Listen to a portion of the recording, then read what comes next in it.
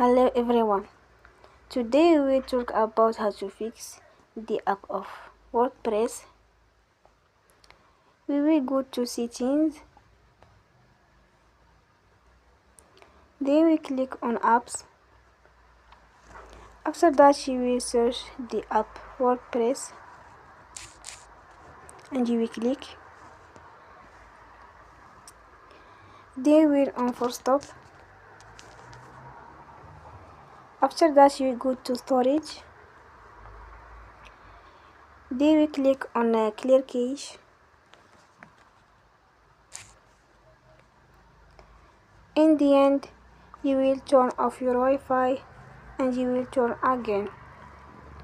Don't forget to support us by like and subscribe. See you next time and thank you for watching.